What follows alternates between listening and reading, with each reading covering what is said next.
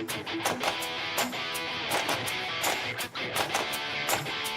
everybody, how's it going? Welcome back. It is the Fantasy Rugby Yanks. My name is Jared Dyke. I'm Ben Glauser. We are recording from just outside Boston, Massachusetts. It's Tuesday, it's a regular day, and oh boy, what a weekend it was. Between, especially at Twickenham. Just at Twickenham. Just at Twickenham. You probably didn't need to go further than that to find some damn good rugby. I didn't. Not too many did. I came back home to find some shit rugby, but yeah, different story for a different day. Yeah. Yeah, so everybody make sure that you're checking us out on Twitter because that's where we seem to be very active these days. I've gained so many followers from this. It's funny, but I'm enjoying it. Good. But yeah, make sure you review us on Google Play, Spotify, iTunes, wherever you get your podcasts. Let's crack some beer. Don't have to ask me twice.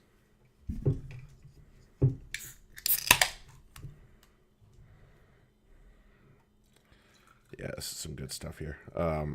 So I do have a little surprise, but we'll talk about the Prem Final first. Oh, okay. and then we'll get to that. There we go. About time I stopped being an amateur here. Yeah, that's some good head right there. Yeah, and not nearly to the ridiculous point that I've been doing. Okay. Prem Final. Is your heart rate down finally? My God. Well, it jumped. Jumped at least twice. Yeah. Especially in that first half. So yeah, those that didn't watch it, Saracens claim victory 37-34 over the Chiefs, and that was every bit the final that people were hoping for in terms of entertainment value.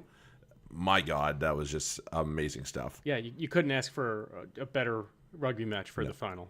Oh, no. Well, consider the last year was, Saracens kind of jumped out to the lead, and then Exeter tried to claw it back and not to be had. And then 2 years ago was pretty good. That was the Exeter and Wasps final, if I remember right. And then the year before that, again, Chiefs and Saracens, and that wasn't the prettiest final either. So the Exeter and Wasps final was pretty good. It went into extra time.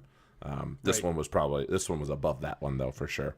I'd say. There's just so much going on, and didn't come down to a bonehead play. It was. You mean Nathan Hughes? Yeah. It was really well fought all the way through. Yeah. Both sides had an opportunity to play man up. Yep. And both sides, the Saracens, I think, scored maybe one more point. I think that was the difference. I think they got 13 in their time, and I don't know. I think maybe not. Exeter got 2 tries with 1 conversion, because that was when that makes sense. The Saracens tries were when Faz couldn't find the posts for some reason. Yeah, that was that was big. If he is missing points and we're still winning games in this situation, I don't know what to tell you. Because it was getting late and looking up at the scoreboard, and I'm like, those 6 points would be big right now. Even 4 of those 6 points. So we were saying that even if you'd only converted 2 of those 3, right, it would still have been extremely pleasant. We got 13. Yeah, and Exeter got 12. Yep. So because we had let's talk about it. I mean, obviously Saracens got off to an awful start, and then Exeter got off to they have got a bad habit of doing that in big games. I don't understand. Well, that was just a big poor misjudgment on a couple of guys all around. Cruz with the poor judgment on where he needed to set up, and then who was that? Laws coming in behind. And Lazowski, and crowding him, so that the ball, once it went over Cruiser, it went over Laws too. And you can't what the heck? that. He was poorly positioned. Keep on that in one. front of you. Yeah. No, so kids out there, if you're listening, keep the ball in front of you on the kickoff. Take a half step. Yeah. But yeah, so and Exeter pounced on it. Nick White ends up over for I think what was the fastest Prem final try in history. Right. Wow. 27 seconds. Yeah. Sneaky little bugger sneaks through the line and darts over. But then, this was kind of the theme when it felt like Exeter had the momentum. Saracens said, no, you don't. And they fought right back. Yep. Henry Slade got very lucky to not concede a penalty try. Did get sent off for a yellow card, though. I mean, it wouldn't have mattered. It was either definitely way, a yellow card. But it was definitely a yellow card. It wouldn't have mattered either way because Sarri scored right off the line. Jinx and company say no problem. Yeah, we'll fix it ourselves. Thank you. Yeah, we don't need the gift. Thanks. Yep. Probably should have had it, but you know what? They No just said complaints. whatever. Yeah. They just said whatever. We'll deal with it ourselves. Right. And in that Slade penalty period, Vaz knocks one over and Spencer gets one over as well. Again, Farrell's missing his kicking boots, and somehow the Saracens are still pulling out big wins. So I think that should be a little bit of a terrifying thought for a lot of people, honestly.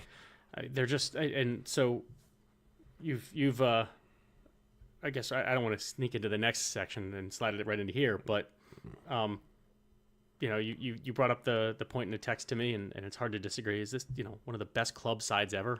It really is, and I do want to cover a couple things, but we'll definitely talk about that. We'll get into that. I really do feel they're just so good from top to bottom. You have Barrett, who's playing on one leg out there for 40 minutes. God bless him. Puts in a hell of a shift. Yep.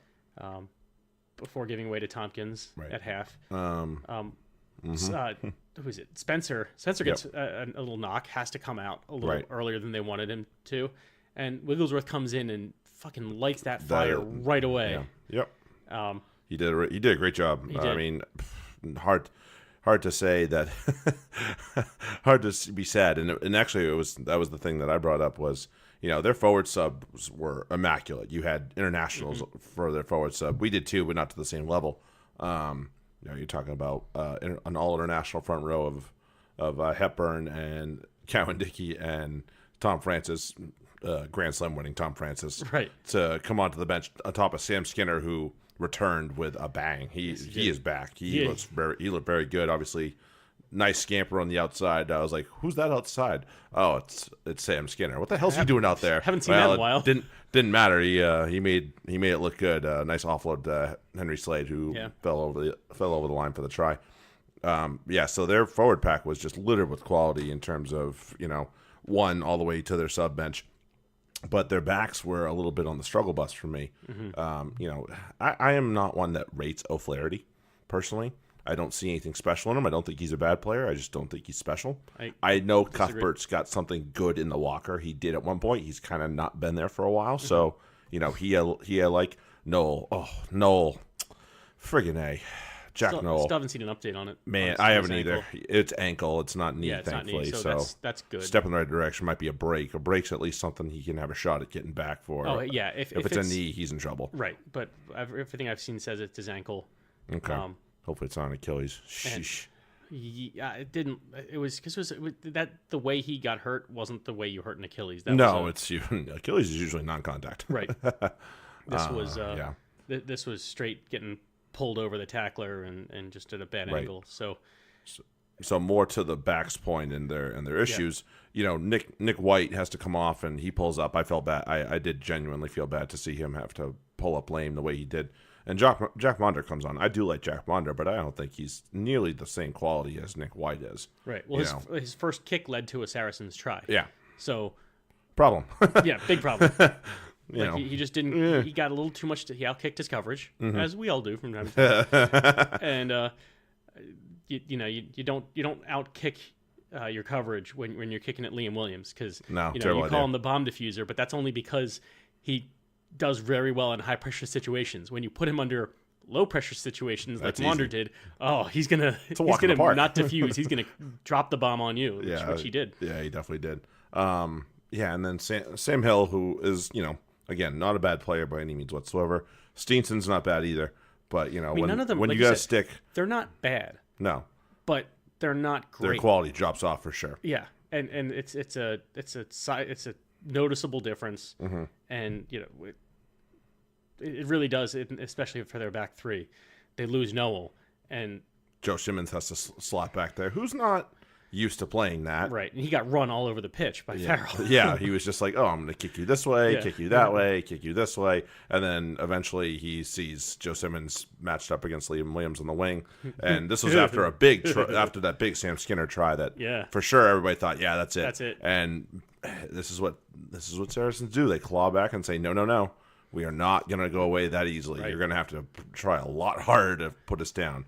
And Liam Williams pops over the line for, he made it look real easy. I think Simmons was just kind of hung out to dry by his team a little bit. So, well, I mean, he's outsized. He doesn't have the hops definitely doesn't have the vertical to keep up with Liam. So there was no way that was. I mean, there may be 1 in 10 chance where he actually gets it done, but that's a try. that's a high for as a low percentage play as that would normally be that crossfield kick for a try. To Sanjay Willis. to Sanjay over Simmons. That's a pretty high percentage play. That's it. Yep. So that obviously did well. Sean Maitland got one in the corner about 6-7 minutes later, something like that. And that really just kind of put the momentum right into the series sails. And they rode that home. You could just see, and we were talking about Joe Simmons getting kicked all over the place. He got put into a corner. I think he was forced to either kick it out or whatever it was. Maybe it wasn't him, but point being, he wasn't in a correct position. So Exeter were forced to kick it out near their own goal line, and they lose the line out. Maro Itoje ends up snatching it, and they do a couple of forward balls, and Jamie George ends up out by the backs and gets one out under the post with a little help from, I think Tompkins was standing next to him. Yeah. And Jinx gets over. Why he didn't get man of the match is beyond me, considering you look at Maro Itoje's number, but also consider the card. And also consider the person that was picking the man of the match. Yeah, so. that's true. I want to pick on one more thing because it's an odd tactical, just complete fuck up by Saracens. Just, when you expect professionals to, especially at this stage of the game, where you're, Premiership Final, two of the best club teams around, and you have a yellow card that's working its way down, and you call for it was a scrum. They got the short arm. Saracens did, and rather than bleed the time down, take another scrum with literally I think there were maybe seconds to go on the card. I think so too. Yeah. You take the scrum. You fuck up once and say, "Oh, can we get our guy back on?" Or at the very least, you play the scrum and then you kick to touch. And then you get your guy deliberately back. You get your guy back. What do? They just say, "All right, well, we're just going to bomb it down the field." Oops. The other team has 15. You have 14. Maybe not the best decision. Maybe wait to do that until you have your full complement of men. And that's what led to the Johnny Hill try. So it really, when it's one thing to lose a man for 10 minutes, but when you lose him for 12 due to your own fuck ups, you're not doing yourself any favors. No. So that to me, if had Saracens lost this match, that would have been a big moment. That would have been a huge moment that I don't think would have been, and I still don't think it's gotten the attention that it should. I don't know who that's down to. If that's down to the captain, if that's down to the forward guy saying let's scrum, or if that's down to the bench saying no, take the scrum. Whatever somebody had to be better communication. Somebody's got to know. So that does come down to somebody out there, whether it's on the sideline or on the field, knowing, hey, maybe we should do this so we can get Maro Itoje back on the field. Correct me if I'm wrong, but they kind of have that. There are scoreboards available that have this information. They usually do. Usually do. And they're usually not far off from the official timekeeper. Right, so. And you can take a look up real quick. Just to it takes all 2 seconds for one of the 14 people out there, and then whoever's on the bench to say, no, you fuckers, wait. Yeah, absolutely. So. They lift the trophy. Dave Strettle gets to walk off into the sunset with a winner's medal, and I'm very happy that we could send another guy off with a trophy and a winner's medal. Is it out of the question that Wigley retires too, or is he?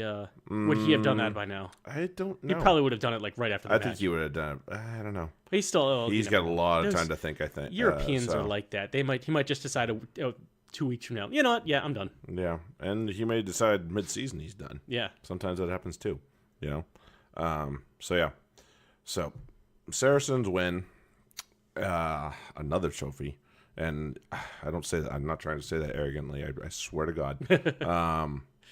but it's one of those things. This is one of those things you have to enjoy. You really do as a supporter of the team, because case in point, Leicester Tigers. Look at what they used to be. Mm-hmm. They were exactly this. They were winning Prem finals. They were winning European titles. They were winning a lot of big games, and they did it for years. And the obviously one of the magic formulas is keep the same guy that you have at the helm for a long time. Mark McCall's been there for a while, basically since he started this little project and turned it into a machine. Right. And for a while, and for the longest time, Leicester Tigers had Richard Cockrell and he's turned Edinburgh into a damn good team now. So I am enjoying this side so much, but I think you have to sit there. They've won the league double twice in 4 years. Oh, speaking of doubles, haha. Oh no. Yes. Yes. I forgot about that. Oh no. Yes. Listen, we didn't do it after the European final. No, we didn't. We need to do it after this. All right, what are we drinking here? This is a beautiful, beautiful rye. You gotta have. Oops! Hey! Get back in that bottle. All right, to the Sarries double. To the Sarries double. Yes.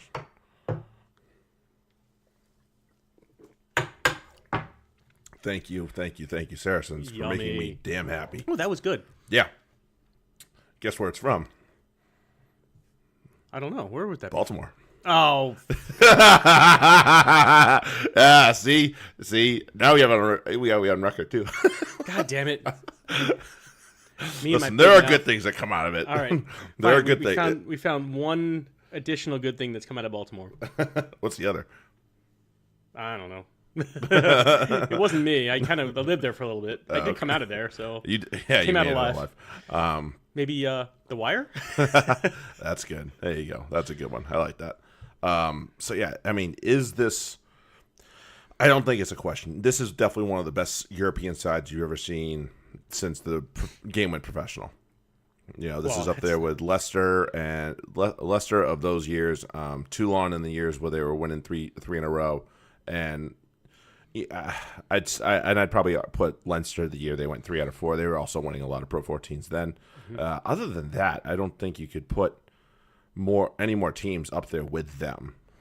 It'd be hard. Yeah. And Toulouse had a period where they were pretty much unstoppable as well. Right. So I guess you could put them in there. Right. And things like this are cyclical, and but some teams can sustain it. Right. So it's possible to keep it going, but for this, if you just want to take a snapshot to me of this team, right, it stands out among, I'd say, a lot of certainly among their other squads that maybe the one that won the double, but these guys, there's just that, like, you look at this, their front row, and they're starting their backup both. Their starting front props are backups. Right. They're not their starters. They have Mako and Titi. Both are on the shelf, so weren't available. So all right, we were subs play, and our backups are on the bench. And they come in, and not only do Adams Hale, academy product, right? You gotta love him, but I mean, who the fuck is Adams Hale? Right, right? No, unless you're a Saracens fan, you have no idea who this kid is. No idea who this person is. No. And and fucking Judge. I mean, not to toot our own horn, we made a name for Judge to the point where he was able to sign a professional contract in the Prem. Right. He gets. I mean, sorry, Cornish Pirates, we kind of did that to you guys, but you're welcome, Bath. Yeah, and you put guy. The thing is, it's not just about plug and play, because guys, you're putting them into position and giving them a role, and it's, can you just do this role and do it at a high level? Yep. And when you get your opportunity, fucking take advantage of it, and they do. So a lot of them do. You can see some of the guys like Lewington, who you're like, he does a couple good things, but you can kind of see the flaws in his game. So there's obviously, you understand why he's not even on the panel for a game like this. Right. But most teams would take that because they just don't have the They don't have the weapons in there. right, and they don't have guys who can do more than he can do. And that's the difference is Right. that Saracens expects you to do more, and they train you to do more, and And they get have results a from system, and they teach you how to play it, and they play it, Right. and they play it well, you know. And they It's the they teach everybody that has to play in those positions how to play it. You know, Right. it's And- not. and what they need from them. So there's Yeah. the high level of there's a high standard. So like we've all been around the rugby clubs where you practice tackling and you practice rucking, but that's the standard you set. Can you tackle well? Can you ruck well? And if that's all you ask of your team, then they'll give you that. Right. But like it looks like to me, McCall is asking so much more, and maybe you're not getting. He wants you to be playing at Man barely ever smiles. right. You're playing at an international level at all times, doing A, B, and C, not just A and B. C is not optional here. C is not C. You need to be doing that too. Gotta have it too. Yeah. And that's when you get them so much more out of your players. Yep. He's give him credit. He's demanded a lot, and look at like one of his disciples, Paul Gustard. You know, and I don't say disciple. Guzzy was a good coach before he got to the Saracens, and he went on to do good things with England, and now he's doing really good things with Quins, with a team at Quins that wasn't all that up to be. I mean, we'll talk about a couple of Quins guys later on, but it's it's a lot of credit to Mark McCall and what he's turned it into. Nigel Ray obviously a huge part in this, and people can say what they want about the Saracens and say what you want about Tiki Tiki Tonga, boys. Yeah, guess what? If you want to stop it, use it. You better start beating teams in finals. And it's not even about the talent. Like I know people are upset about the salary cap shenanigans, if there are any. I don't know, whatever. Doesn't really matter to me on this side of the pond. But their captain is their least physically talented person. But he's also their unquestioned leader. Right. But it's far. like that's the difference, is that it's not about what you can do, it's about what you do with what you got. So and he's got England caps to his name too on top of that. he does. But I mean, he's right now he's he's not near that form anymore. But and, I maybe when I'm fully fit, I could challenge him in a race. But Brad Barrett, he challenges you. There you go. Throwing down the gauntlet, Brad. I know you got a bum hamstring. I think I can take it. Yeah, maybe with that. Yeah. But come on over. We'll buy you a beer. Right. Yeah. But it's just that the things that they do aren't. I mean, you look at the Exeter. Their first half of rugby was, okay, well, let's work the ball into the Saracens 22, and then we'll pound. They did. And just walk it over. Okay, that's fine. That's a perfectly valid tactic. How much talent does that take? Oh, it's not. And how much are you asking of your players? I mean, look at their. I mean, for me, it's like this is where the void kind of comes. Look at their second row. I don't think Dave Dennis and Johnny Hill are terrible players, but when you compare one to the other, it's miles apart. So that to me tells me that it doesn't take much. Now I know our front row compared to theirs, certainly the loose head to loose head comparison is probably a little bit off. But still, I mean, front row you can kind of make up for it a little bit. Second row, you need to have some dynamics in there. You need to have some guys that can move about, and thankfully we do. Right. But I'm not sure they do. Although obviously Johnny Hill got over the line, but just different players and not quite to the same quality in my book. Right, and it's just the what Exeter is what Baxter asks them to do. They do at a very high level. But, Absolutely. But he just doesn't ask them to do the same things that McCall does. And so I think it's hard for them. They're again two different ways to skin a cat, and there's plenty of different ways to do it in rugby. All mostly equally valid. But I feel like the bash style, you can if you shut that down, if you shut Exeter down with that, what else they got? Yeah, I mean, they've started to add to the talent. Obviously, a guy they had Cordero, but they're replacing him with Hogg. So it's okay, which is not terrible by any means whatsoever. They have Noel when he comes back. I feel like they're lacking a little bit of spark that they can, just a tiny bit of quality to bring them and to say that they're not like one of the best teams in Europe is stupid. That's just ridiculous.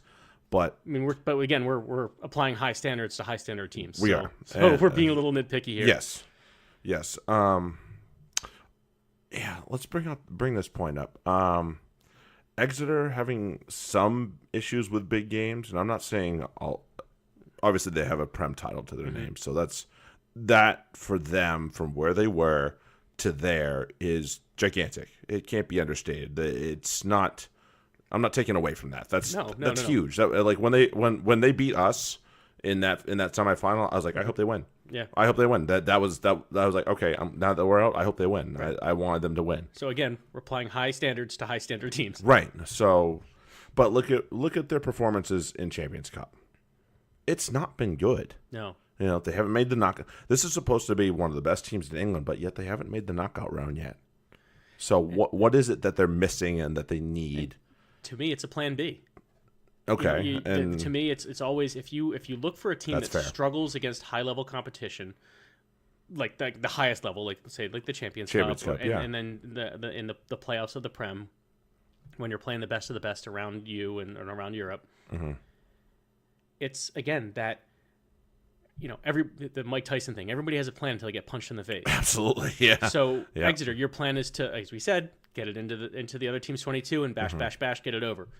Okay, that's a perfectly valid plan. Now, what happens when that doesn't work? What do you got? I mean, yeah, that's the thing. When you have a Munster who basically have take example, their pool this year had Munster, Gloucester, and Cast.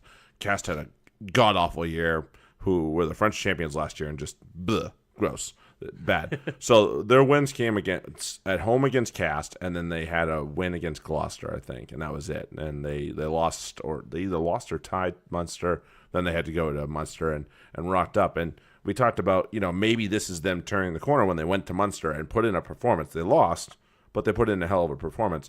Now I want to really, for me, it's going to be, can they turn it? Pools will be drawn in I think a week or two. So I'll be very, very interested to see what the pools look like and who they get matched up against. Because last year, the only thing they could do was beat a not great French side at home, and they beat another team that they play anyway. So that to me didn't say a lot of great things. Yeah, the Munster game was good, but if that's just the one-off, then they're not going to do anything in Champions Cup, so they have to figure it out. And let's contrast that with Saracens and how they played, say, in the Premiership versus how they played against the team that they played 3 times in the Champions Cup. Warriors, yeah, Glasgow. Warriors, right? They they got to the Pro 14 final, if I'm not mistaken, as well. So not a bad team. Not a bad team at all. And Saracens manhandled them by just 3 times. All 3 times, they just took it to them physically. Right. One was real ugly, and that was at Scotstoun. Yeah. And then the other 2 at Allianz were what ended up being absolute whitewashes. Right. And the what was happening there was, and I'm not talking about they were physical on defense, because Sarries are always physical on defense. I'm talking about you can ask any team that plays them in the Prem for that one. I'm talking about on an attack where against against Glasgow they rocked up a big side. They went heavy on them. They did go heavy quite often, yeah. Bullied them back over their own try line every single time. And right.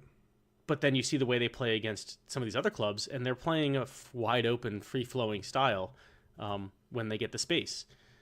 So Sarries, it's one of those. Sarries can find your weakness because they have the versatility in attack and in their game planning.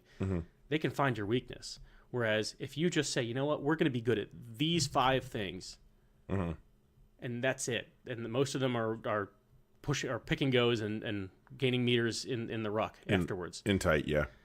It's only going to take you so far, because eventually, whatever happens, whatever you do well, you're going to find someone who can stop you with that.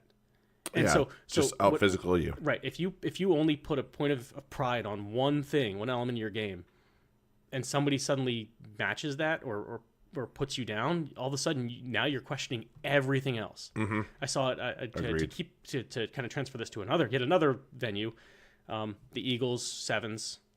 I saw a match this weekend where Danny Barrett, he loves everybody. He likes the contact. He loves the contact. He got lit the fuck up in contact, and he was a little kitten the rest of the match because he was like, "This is the one thing I do. I'm the bully," and somebody bullied him, and now all of a sudden He didn't know what to do. He's all meek and doesn't know what to do, and it's like, dude, that's because you got to be versatile. You got to say, all right, you want to hit me like that. Next time, you're gonna hit Step. air. Yeah. I'm gonna step the shit out of you. Yes, get a step, man. But some people don't have that, and they don't train to have that, and that's so they're by design they're limiting themselves, and I think to me that's where Exeter's issue is that they're by design they're limiting themselves to one or two things. And they need some dynamics in the backfield. Right, and it's not to say that they don't have it. I believe that Joe Simmons is a very good player, a young, great player in waiting. He's probably got an England shirt waiting for him. I believe that Henry Slade is a fantastic player, and near world class if he's not already. Jack Knoll, same thing. Right. So to say that they don't have the ability to do that is very wrong. I think they just need to figure out how to utilize it. Right, but the problem is they have Devoto, and they have O'Flaherty, and they had Cuthbert. And while those guys are good individually, it's like if I'm the Saracens, I'm like, all right, why don't you, if you shut down Slade and Noel, fine, let O'Flaherty have his runs against you. Fine, absolutely. Take it. I'm okay with him taking off. As long as it's not literally, and Slade even, you'll take the blood he'll take from you. You'll give that away. Yeah. Noel, you shut him down because he will slice you up to death. I mean, he finds way for a slippery little shit. He finds ways to get meters where it doesn't look like he has anything to get. Yep. So they need more guys like that, and they're running on a back line that's just not going to provide that. No, not with again the Devotos and the O'Flahertys who, again, they have talent but they don't use it well. Yeah, agreed. All right, to the other match that was at Twickenham this weekend on Sunday. The England versus Babas, non-cap, but man, that was.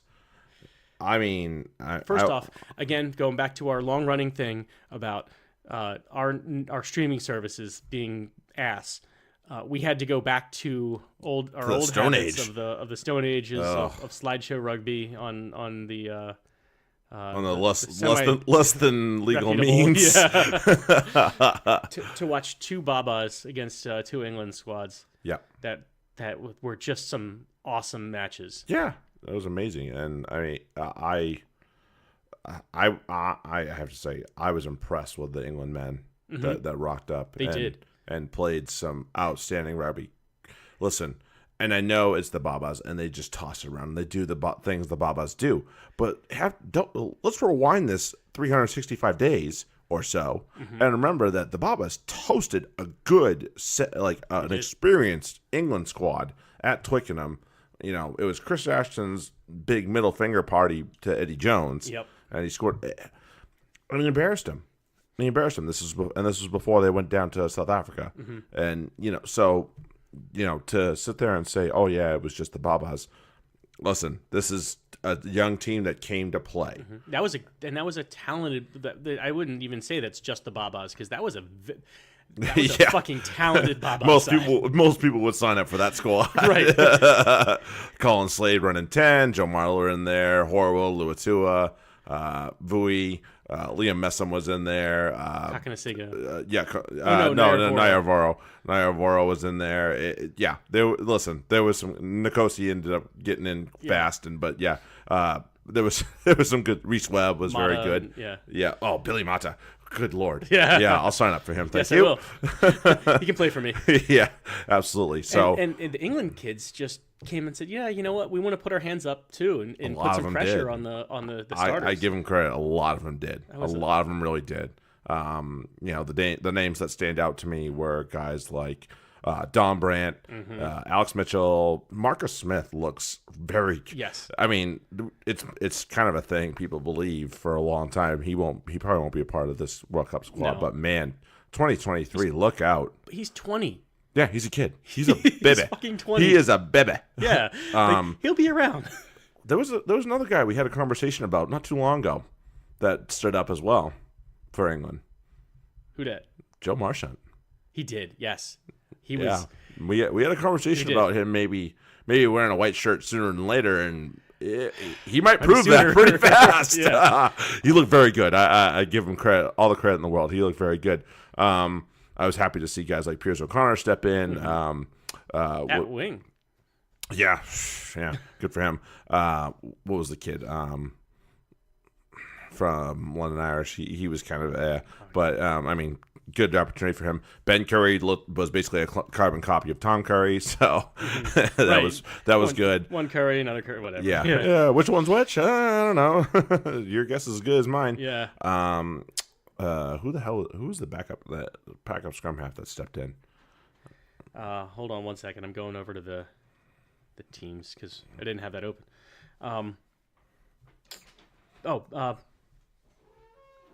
No, Callum Sheedy came in and did it. Oh, did he even? He got on. Oh, it doesn't have him as listed. Listed as coming on. Ben White. Oh, yes, it was Ben White. See, and we talked about him in the Leicester shirt, and I like him a lot better than I like Sam Harrison, to be fair. And that's just for one, he doesn't look like a meth head. that's a point on his side for sure. But yeah, and when he got an opportunity to play in the year when Ben Youngs was away and Sam Harrison wasn't healthy, and I thought I thought they didn't miss a beat in that department at the very least.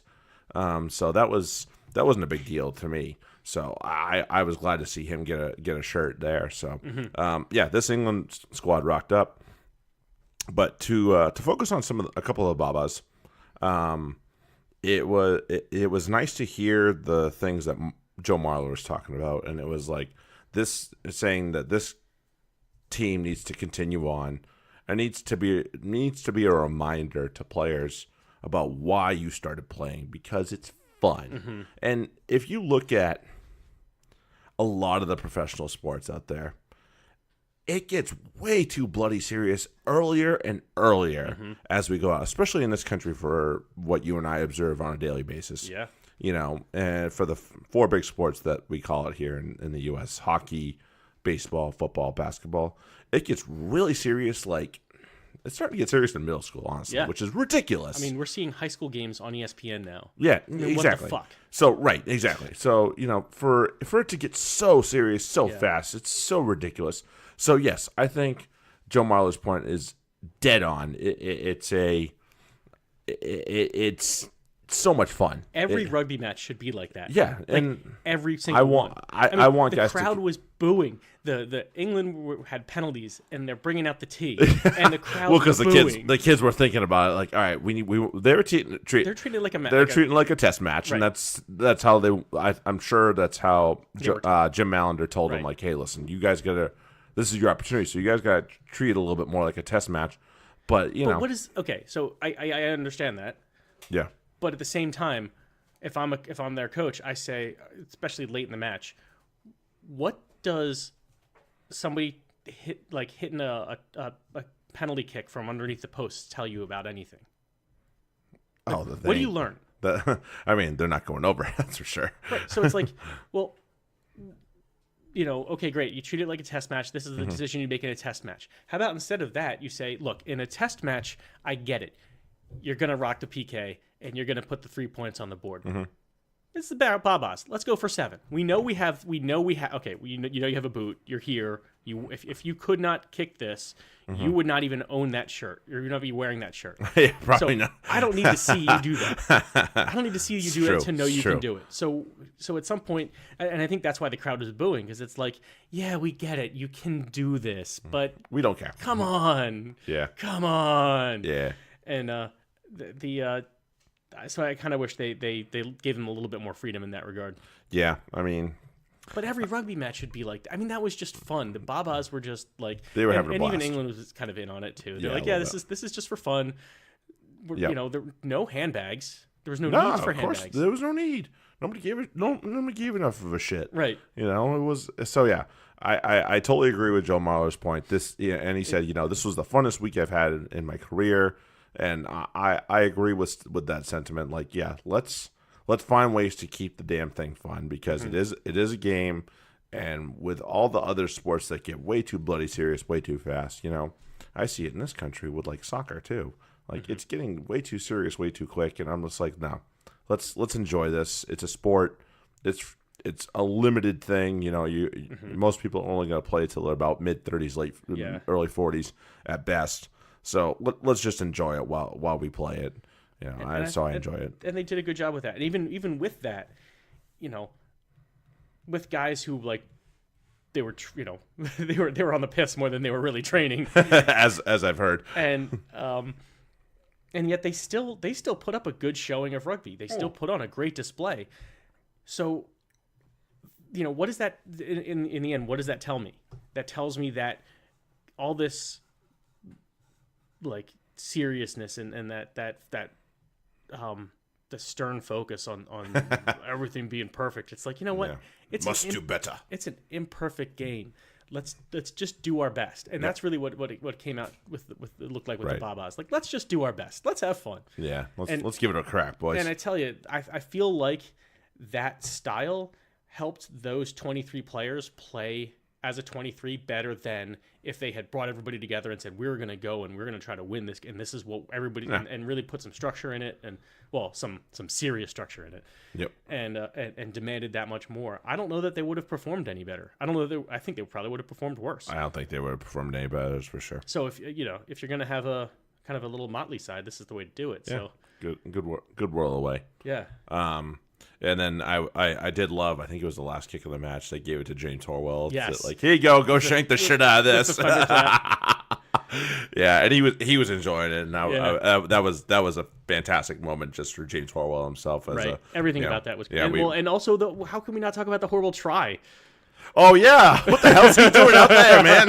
What are you doing out there? You're not out there normally. You're a lock. He's doing his Liam Williams Oh, impersonation. man. Yeah, I was like, wait a minute. That's James Horwell. I was dying. I saw him get that and go over. I was like, good on you, buddy. Go get it. That was great. Oh, man. Yeah, that's the type of game that we need to be reminded of for rugby on a constant basis. So I enjoy seeing the Babas. I hope it continues on as a thing. Their Twitter feed was on fire. It was. It was excellent. Oh, man. If you didn't do anything other than follow the Babas Twitter feed, you got entertained. Trust me. Yeah, and I kept checking in on it. Yeah, it was good. Yeah. I enjoyed it. So thank you, Babas in England, for giving us a good showpiece on Sunday. Well done, lads. All right, to a slightly more serious bit. Blues and Bulls. Super Rugby. Man, the hell, another draw. So, I mean, this comes down to one thing, and I said it to you earlier, and I have the key to the Blues finally getting the hell over the hump. And you said scrum half, and that's probably on the cards, and I think it's probably number 2. It's one of 2 things. Yeah, and number 1 is get a bloody effing goal kicker. So Harry Plummer missed a kick to win this. It wasn't the easiest kick, but if you're a professional and you want to be, at a certain level, you got to hit that freaking kick. And he honestly, it didn't. Honestly, he didn't come that close. Yeah. So, closer than Horwell? Yes, thank God. That's a good measurement, by the way. Was it closer than James Horwell? You were off. Yes, okay, there wasn't that bad. You were off by half a Horwell. That's actually not bad. So yeah, that was how this game got lost. Bulls had no Andre Pollard again. Monty Lubach actually didn't look terrible, so and he did some good things. I was still wondering when the hell the real Bulls were going to show up, though, because the fact that the Blues were in this for a long time, I was like, did somebody leave the Bulls on the plane and replace them or something? So yeah, and as I predicted. Again, not another amazing match from Nanu. I know he's a leader, and that's why they continue to trot him out there. But he's wearing that bloody headband and or the tape job because of the cuts he's received, and it's not been great. But it is what it is. A guy I kind of poo-pooed on before, and I'm going to continue to do it again. Scott Scrafton, I don't know why they continue to trot him out there like he's anybody worth a damn. Nope, not for me. Not for me. So Scott Scrafton needs to reset on that one. Warwick Hallant was able to get himself into the action a little bit more. Not nearly to the level that they wanted, but less ugly than the last game when they lost to. Oh no, not that one. Shoot, I must be thinking of another game. But yeah, anyway, not bad stuff from the Bulls, but they're not their best either, especially considering that they drew with the Lowly Blues. Yeah. That's let's get back to the drawing board type of thing. Let's get off the plane, boys. Yeah, absolutely. Skunk Brits still doesn't look like he's aged a bit, so I give him all the credit in the world. But yeah, so a big moment for them to not seize as far as the Blues go. Akira Ioane wasn't supposed to play this game, and still ended up starting, and he played himself a stormer. Like he got himself over the line, and he keeps saying, "I don't want to sit." Right. But Steve Hansen says, "Listen, you need to seat this guy at least once for me, please, because I need him fully rested by the time." Because I'm sure when the rugby championship rolls around, he's going to be one of those guys that's kind of the sacrificial lamb. That like, all right, maybe you come in and you're a bolter and you get into the Kiwi squad for Japan, but really you're just kind of that guy that's going to play that tournament because he doesn't want to play anybody high end. I mean, but seriously, let's have some real talk here. Real talk. How many more matches are the Blues going to play? I would estimate probably the last 2 are coming up here. Right. So about that. About resting Ioane. Can we go back to that idea? Because guess what? He's going to get a shitload of rest coming up soon. Yeah, he probably is. So I realize, Hansen's probably not terribly pleased that he's getting that much time. But at the same time, you have other guys you got to worry about too. Absolutely. That are going to be playing much more rugby than Ioane will be. Right, and his brother said the same thing. Like, don't rest me, dude. I don't want to rest. They eventually did. Right. But I don't want to rest. So, I mean, hey, I love the competitiveness out of the two of them. Sure. It sounds like it comes from the family, and it's not just one of them. It sounds like it's something that's built into the genes there. Right. Well, when you have multiple siblings and cousins and every all that coming from one family that plays at a high level like this, you got to think there's some competitiveness there and oh, wicked, so much much competitiveness. The matches that they must have played in the backyard. Yeah. Absolutely. Yeah, no argument on me, man. Blues and Bulls draw 22-22, and Bulls are left a little bit scratching their head. Blues are hoping, wondering, what could have been? Well, yeah. What could have been? A lot could have been. Yeah, could have. Not much is gonna be. Nope. Rebels and Waratahs. Man, what the hell, Rebels? Like, I don't know who they are anymore. I don't either. I really don't. This doesn't look like the high flying team that we saw at the beginning of the year. No. It's like somebody figured out their. We talked about having a plan B, and I don't think anybody knows what a plan B is in Melbourne right now. Other clubs got to watch a little bit of film and. I mean, there's a lot of film out there on Quade Cooper, but that wouldn't be the only thing that they'd be watching. No. And they're just seeing how they're using their attack, and you got to that's what it is. Come up with get another plan. What absolutely. else you got? So it is a problem. He did get over the line in this one, nice little cut, but Curtis Rona, who I said I think it was last week or the week before, he's got a nice step on him. He runs some really hard lines, and he eventually got one on the edge from I think it was Beal. And he finished it. And then he got another one, I believe it was on the edge. I think Foley helped with the break. He popped it back inside the Grey Wolf, Adam Ashley Cooper, and he dove over. So he had a hand in a couple things here. So good on him. But yeah, this is not the Rebels team that I remember watching over the last over the beginning part of the Super Rugby season. So I'm sure Dave Vessels is wondering where the fuck everybody has gone. I know Mariko Karabelli has turned himself into quite a beast. Sure. But they're still missing some things here. Curtis Run had himself a stormer. and it was just something else that I don't know. So Waratahs kind of keep themselves alive, and Rebels are definitely in it still. Yeah, they're not. But then they really need to start figuring out what the hell they're gonna do when people start to. Because I look at their forward pack, and I think that's probably the part that really I had a question mark before, even when they were winning, and now I'm really starting to question it. I know they have a couple of guys in there that are probably talented enough to play for the Wallabies, but other than that, I'm not sure their depth's really good. No. So they definitely need to go back and figure out what the frick they're going to do when their backs can't get anything done. Because I love most of their backs. I really do. Matt Tamua played 12 in this match, which I love that move. Yeah. But it looked like that I think he's still trying to get his feet underneath him down in Melbourne. I know he's been playing for a while. He's probably also very tired. Yeah. Let's be real. He's been playing a lot for Leicester too. Right. So I think he's a little tired. I know he's a little injured, but yeah, I think he's also very tired. So Rebels fall to the Waratahs 15-20, and they are still scrapping for one of the final quarterfinal spots. They got a shot. Waratahs do too now after that one. So there you go. Brumbies and Sunwolves. Wow. Brumbies showed up, and they played very well. Another small earthquake going on right before the game. I was like, God damn it. Maybe we need to get away from this freaking venue. I know that they won't move it, but it was a little dicey. It started off as a decent match, and then the Brumbies pulled away. Like this was not bad at halftime. I think it was only 6 or 7 in it.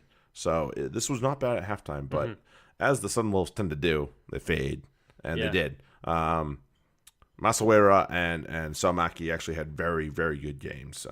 They found a couple of breaks, and they were able to do some damage and get over the line. But really, if they didn't get into the hands of those two guys, that was pretty much where it ended. Hayden Parker's kicking boots weren't exactly on fire in this one, so that didn't help. Right. So it was a little rough. Brumbies were basically just picking where they wanted to go and doing as they pleased. Their backup hooker got a hat trick in the second half. Wow. I mean, not unlike the way Faenga has gotten a couple of them. He ended up getting over the line on a couple mauls, but I think he had one that was not quite that easy. But yeah, backup hooker ends up getting the hat trick because Faenga comes off pretty early. So yeah, Brumbies take care of business 42-19 in Tokyo and keep themselves on top of the Aussie conference. So do you mind explaining to me where your Chiefs have been this whole time and where the fuck that performance came from?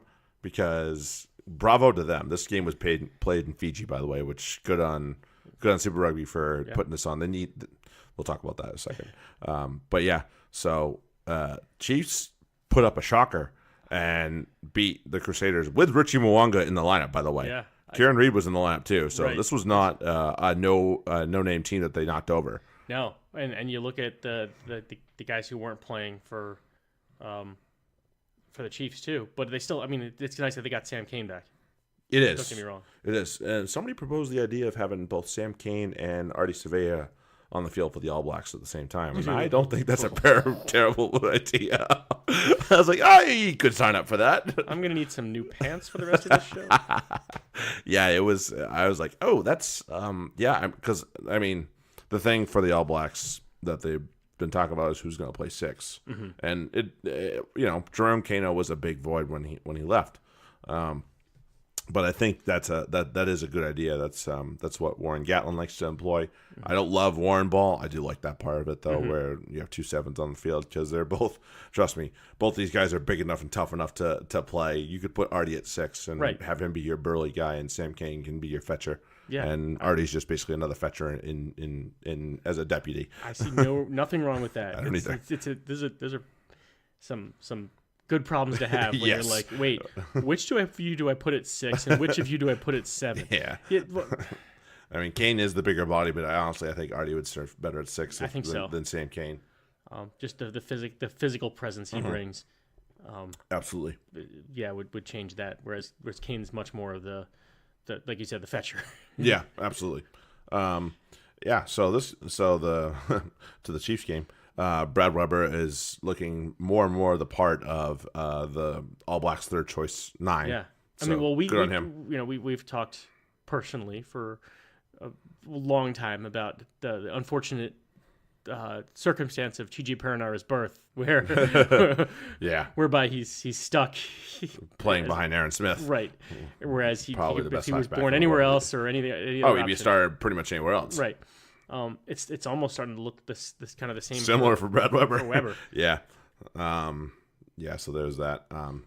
Solakula got over. He's a Fijian, so he got over to score in front of his homeland, and Severis, who is also Fijian by birth, although he's eligible for the All Blacks. He also got over, so that was cool to see the two of them get over the line and put on shows. I thought that was great.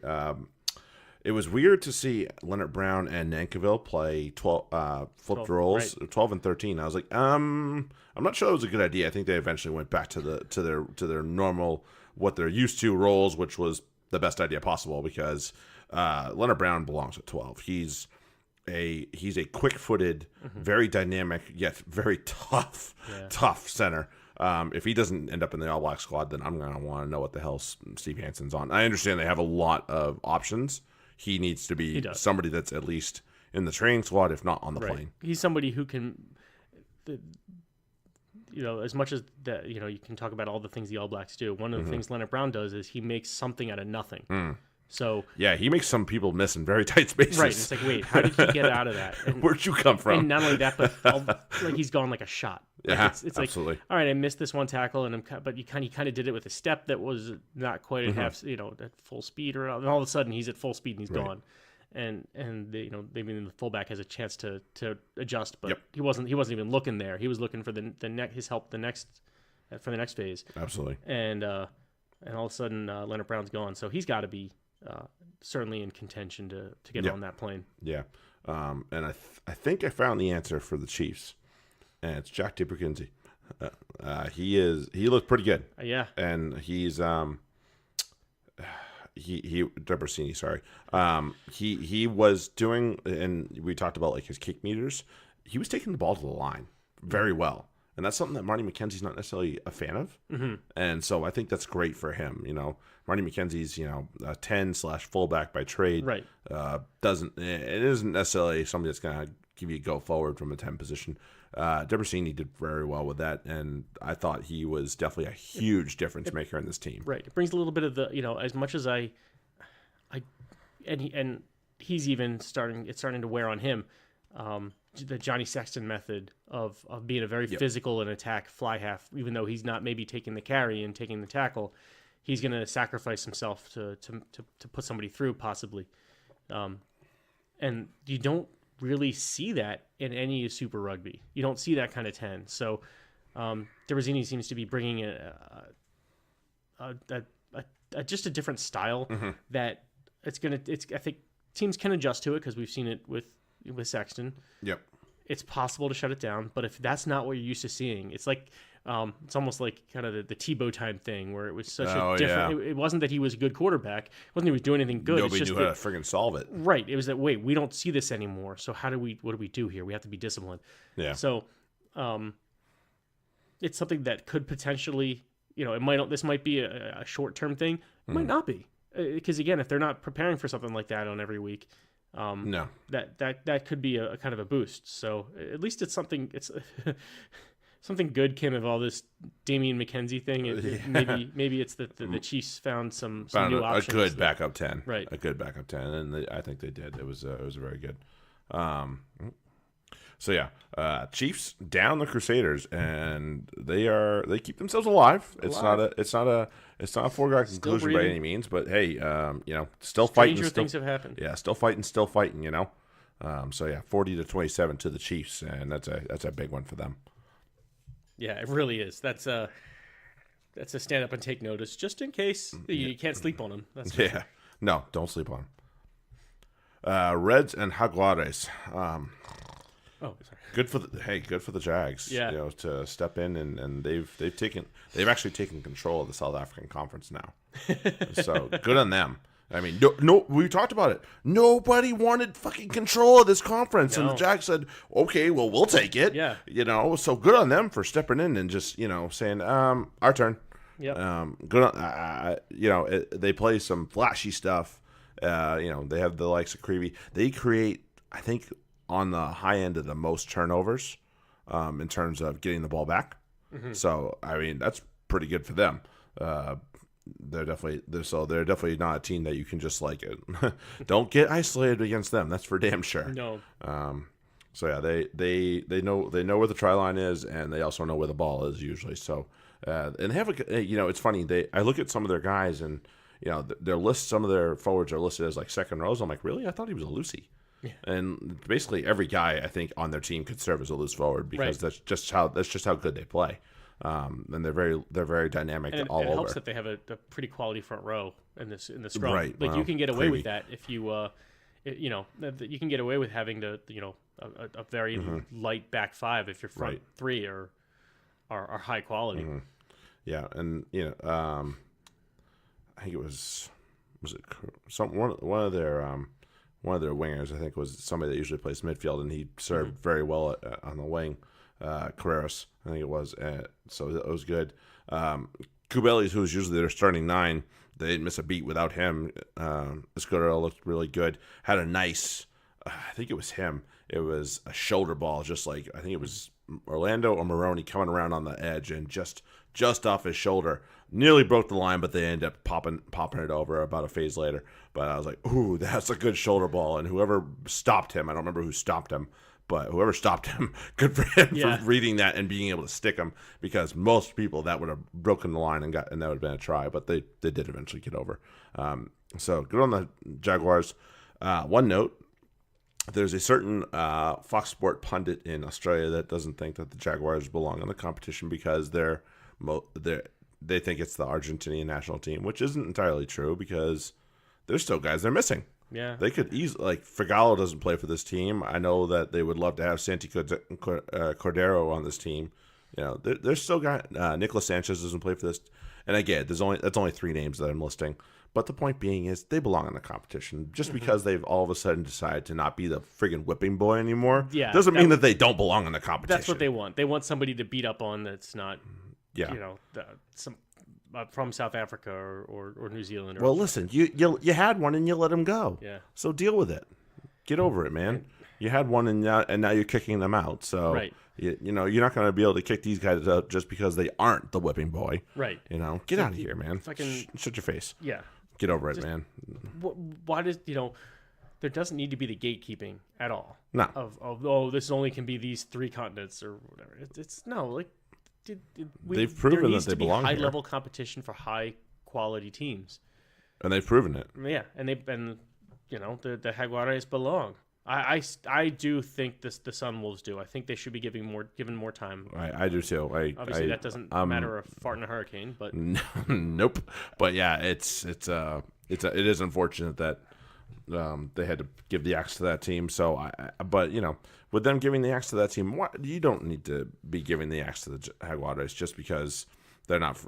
Basically, it's what it feels like. It feels like if it's not from one of these 3 countries, then they don't belong in Super Rugby. Right. Well, that's the stupidest freaking sentiment I've ever heard in my life. Yeah. So yeah, get over yourselves, guys.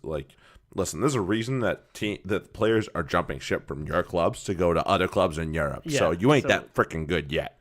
So exactly. Get over yourselves, all right? I mean, yeah, Australia's, probably going to beg for Will Skelton to do something that makes him eligible. They're going to roll out the red carpet for him in a way. And it's but why could, you didn't make Will Skelton into what Will Skelton is. The Saracens did. Yeah. So it's, Will Skelton came He was still fat. He was still fat when he was playing in your conference last I checked. Right. Last I checked, he kind of sucked.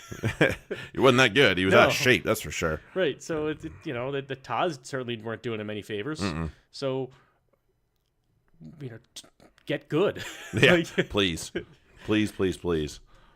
Yeah. So Reds fall to the Jaguars 23-34, and the Jaguars are still on top of the South Africa Conference, and Reds are in deep trouble. Yeah. They're wondering where the hell it all went wrong. And the Jags are they're really helping themselves in that respect. And then obviously the Bulls aren't, but no, the Jaguares is certainly they're separating themselves. I feel like this is the time where you put up these wins and like that are Yeah, it seemed enormous. they found good form at the right time. right. They do.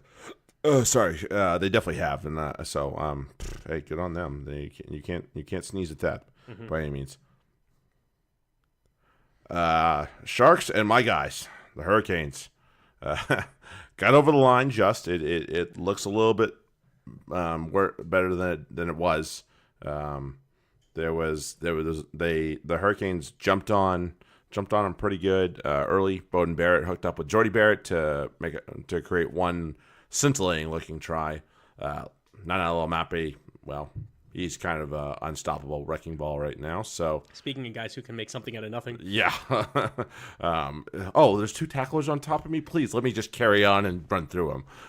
So he was creating havoc. He had eventually got himself over the line. On top of that, one of the big stories was the Sharks turning down kickable penalties to bring themselves a little bit closer. There were probably 4 or 5 that they turned down some were okay. Kickable is probably on the edge. A little bit of a stretch. But there was probably 2 or 3 that I think they could have probably said, yeah, let's have a shot at goal. And you look at the scoreline here, 30-17. It sounds like a lot, but if you got 6 points on there on top, then that gets a real interesting. That becomes a real interesting game. Right. Yeah, big time. Wes Goosen becomes the big man once again and scores what eventually turns into the clincher. Got a little squeaky at the end. Viafita gets sent off with a red card for a high tackle. I don't think Nick Berry had his best match. I know he's a better referee than this, personally. Okay. So I'll give him a pass. This wasn't his best one. There was a wrap on the tackle.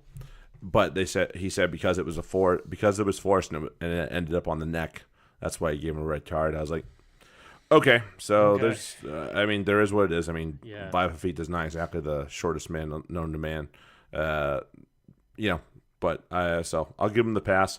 Got a little scrappy at the end. One of the I think it was one of the Duprias tried to clean out Artie while he was waiting for one of his teammates to either pick and go or to pop it and go.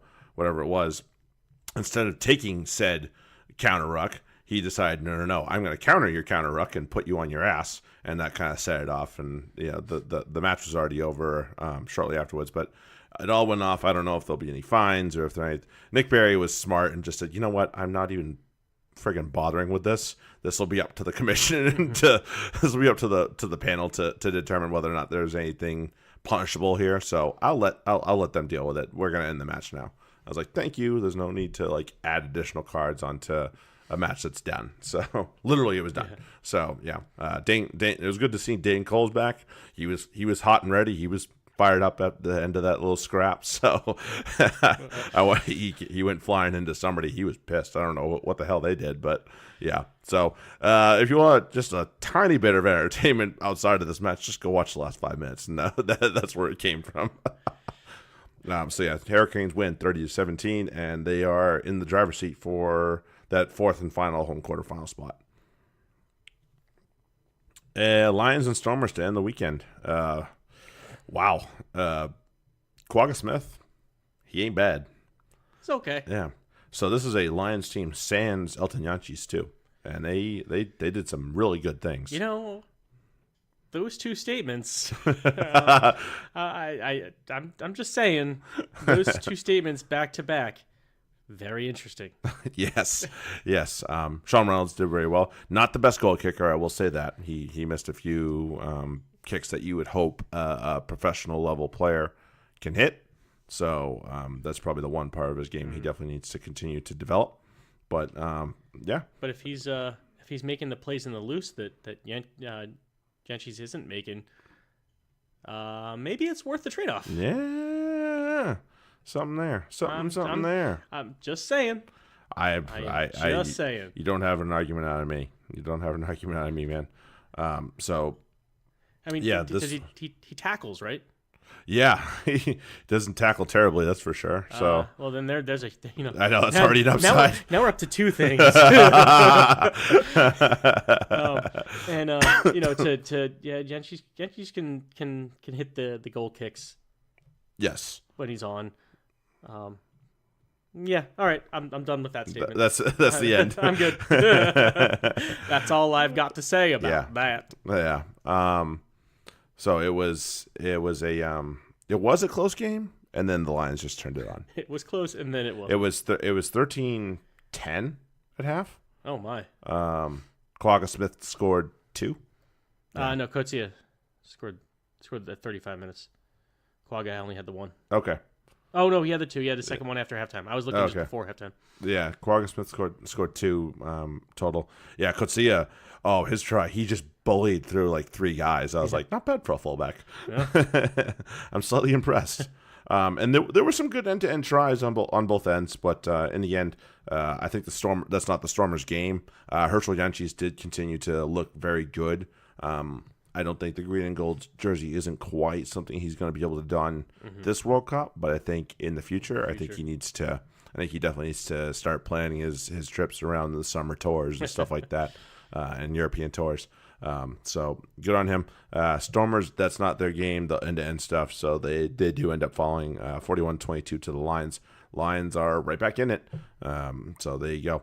Keep her going, and that's going to make the South Africa Conference very, very interesting. Lions taking advantage. See, that's what a quality team does. They take advantage of when the teams that are in front of them stumble a little bit. They all did. And except for the Jaguars. Right. It was the only team that didn't. Bulls tied. Sharks fell. Sharks fell without a bonus point even. Right. And Jags won. Yeah, okay, but still, and there's a lot of teams still in contention for these final wild card spots here. Like you look at the wild card teams, and of those teams, only the Hurricanes are ahead of them. Yeah. So the Lions are doing all right for themselves. Yeah, we might not have seen the last of the Lions. Well, and so oddly enough, they'll be matched up this weekend. Let's go to Pick'em. Pick'em. Man, we only got a few matches to pick now. Yeah, we're down to only one competition. Yeah, what the hell? Shoot. Uh-huh. Yeah. Okay. What do we got? We're coming down the wire here.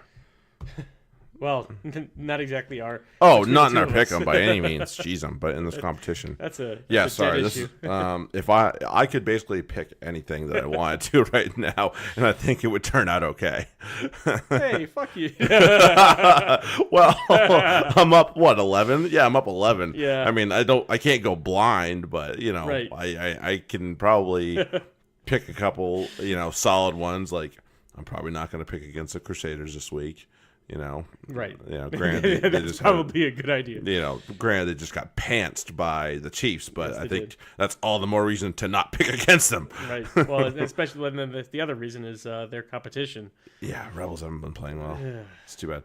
All right, so let's start with Highlanders Bulls. The leadoff match. Highlanders coming off the bye. And Bulls, less than stellar performance. I don't know if Pollard's back. That's the only thing with the Bulls. Right. Just have no fucking clue what they're going with. If he's back, then they have a shot. But the Highlanders just need a pretty effing strong team. So they are. I'm gonna rock them. I don't know about you. Yes, you do. I'm gonna go right alongside you. Yeah. Reds and Blues. This is Snooze Bowl 1 for the weekend.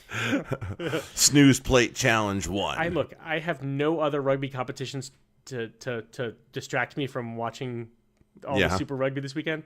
I still might give this a pass. Still might pass. Fuck, you're still going to make me pick, though. Well, yeah. That's the point of pick 'em. I'm going to go with the Reds. Okay. And I'm not happy about it, but I would be equally unhappy picking the Blues. So I can't pick the Blues. I'm gonna pick the Reds. I can't pick the Blues. You're just trying to block me now. No, I'm not. No, I can't pick the Blues. Not after Harry Plummer / Terry Black couldn't figure out where the hell the goalposts were. Are you kidding me? I'd rather back Bryce Hargitay. At least he knows where the goalposts are, along with Sam McCready. Yeah. Okay, so that's the Friday matches, or at least Friday where we are. Crusaders and Rebels. We Crusaders. talked about it. Crusaders, duh. That's kind of a no-brainer. Here we go. Brumbies.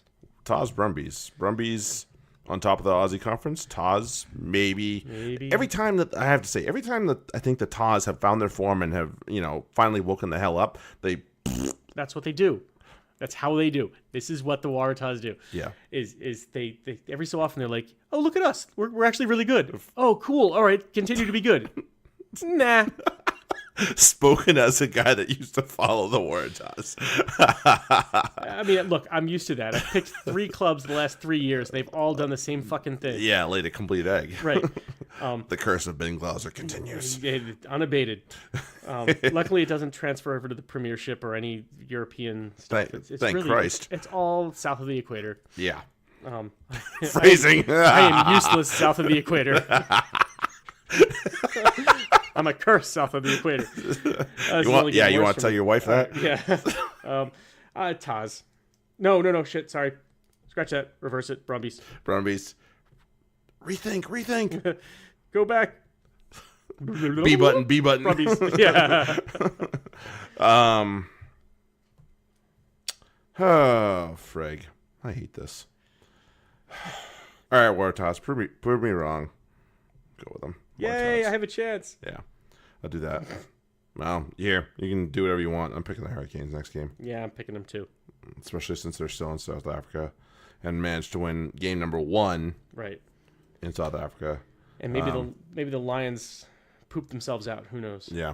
I don't think Warren Whiteley is back, so that's good news for the Hurricanes. Genchis might play, which is also good news for the Hurricanes. I mean, I'd back Bowen Barrett one-on-one with him. Oh. There you go. Well, Stormers and Sunwolves. Sorry, Sunwolves, you're on the road. I'm picking the Stormers. Although this is a team that they could just jump up and surprise. I will say that. And they've done it twice on the road already. Granted, it was both Aussie teams, but just saying. It's possible. It is. Anything is possible. But it's not going to happen. Not in this one. Anything's possible. What's possible and likely are 2 different things. Very. So, Stormers. Yeah. All right. And then Sharks and Jaguars. This is really for the Sharks' lives right now. For a team that started off, again, we talked about the South African Conference. Nobody wanted to take control of it. The Jaguars have done so by getting a 6-point lead on the Lions, and they're in control of their own destiny at this point, and I credit to them. So, dude, give me the Argies. And I am once again going to back the Shacks. Okay. Because, I mean, I do like some of the pieces they have for sure. Look. And they are traveling, but 2 and 3 are. So in that conference, you got the Lions. Mm-hmm. So they're going to know going into this match that what happens with the Bulls. They're going to have seen the Bulls lose to the Highlanders. Probably.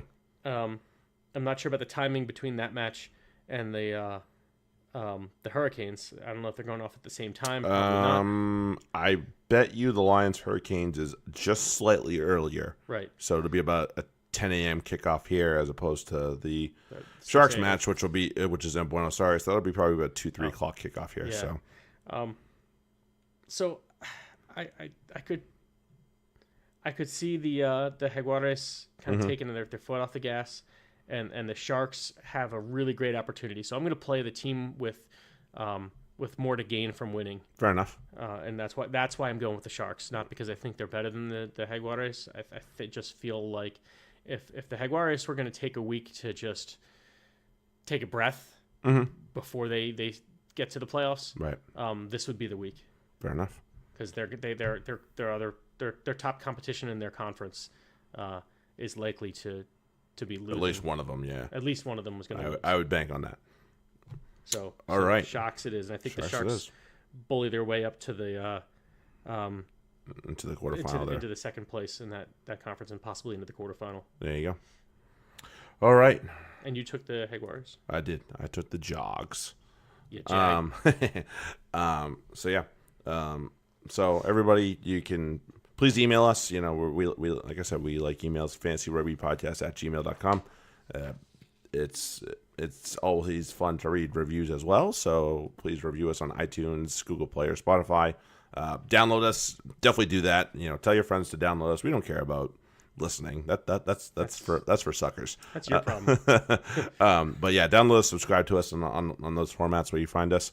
And sorry to say, enjoy the replay of whatever Super Rugby match you're about to watch, unless you're from that one of those regions. Because for us here in the States, we're just waking up and watching rugby. Yeah. But other than that, everybody have yourself a good week. Enjoy the rugby, and thanks a lot for listening. See ya.